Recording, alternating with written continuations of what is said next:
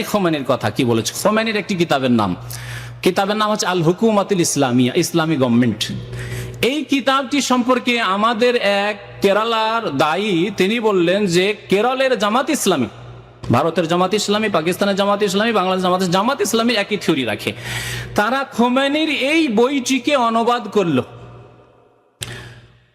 করেছে। সেই বইয়ের অনুবাদ সেই দায়ী নিজে পড়েছে, তার কাছে এখন বর্তমান বইটি নেই, যেহেতু কেরলে বইটি আছে, ছাপানো হয়েছে।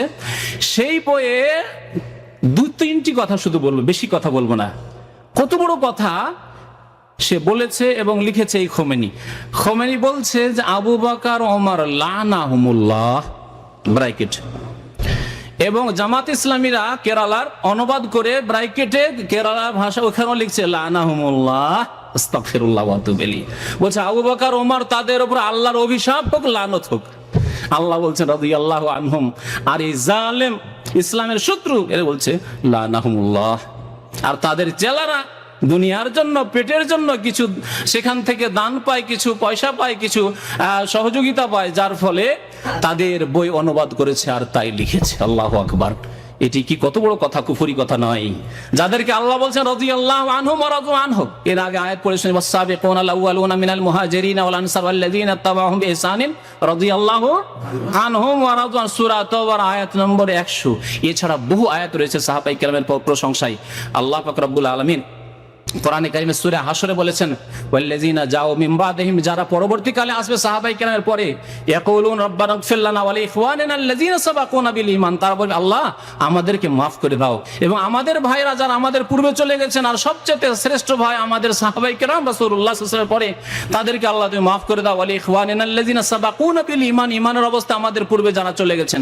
ওয়ালা তাজআল ফি কুলুবিনা গিল্লাল লিল্লাযিনা আমানু, এবং যারা ঈমান নিয়ে এসেছেন তাদের বিরুদ্ধে আমাদের অন্তরে কোন রকমের কালিমা, বিদ্বেষ, শত্রুতা সৃষ্টি করে দিও না।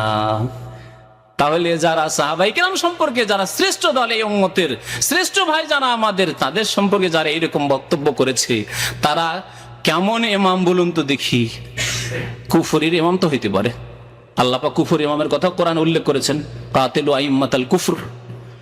কিন্তু আইম্মাতুল মুসলিমিন, মুমিনদের মুসলিমদের ইমাম, মুসলিম জাতির ইমাম কখনো হতে পারে, অসম্ভব।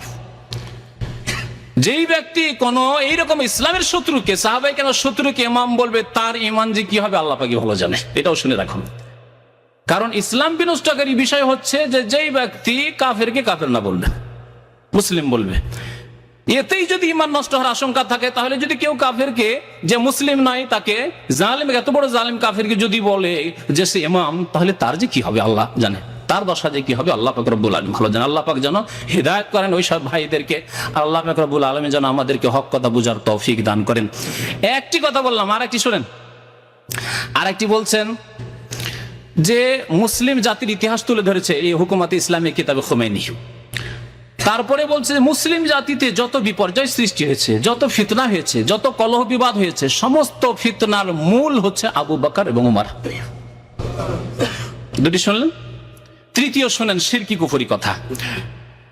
এটির কোটেশন আরবিতে মুখস্থ আছে আমার, দীর্ঘদিন আগে আমি পড়েছিলাম খোমেনি সম্পর্কে। ইন্নালি আইম্মাতিনা মাকামান, আমাদের ইমাম 12 জন ইমাম ইসনা আশারিয়া, তারা 12 ইমাম, আলী, হাসান, হোসেন থেকে শুরু করে তারপরে দ্বাদশ ইমাম, তাদের এখনো কোথায় লুকিয়ে আছে আত্মগোপন করে, আসলে সারা পৃথিবীতে নাকি তাদের রাজত্ব প্রতিষ্ঠা হবে, এরকম ভ্রান্ত ধারণা তাদের। তো বলছে ইন্নালি আইম্মাতিনা মাকামান, আমাদের ইমামগণের আল্লাহ পাক এত মর্তবা, এত উঁচা মাকাম, স্থান দান করেছেন। লা ইয়াবলুগুহু মালাকুন মুকাররাবুন ওয়ালা নবিয়্যুন মুরসাল, যেই স্থানে আল্লাহর নিকটবর্তী ফেরেশতা জিবরাইল, মিকাইল, ইসরাফিলও পৌঁছতে পারবে না, আর কোন নবী রাসূল মুহাম্মদ সাল্লাল্লাহু আলাইহি ওয়াসাল্লাম, ইব্রাহিম আলাইহিস সালাম, মূসা, ঈসা, নূহ, কোন নবীও পৌঁছতে পারবেন না। বলুন নাউযুবিল্লাহ। এই আকীদা হচ্ছে খোমেনির, যাকে বলছে সাইদি সাহেব। শুনলেন তো?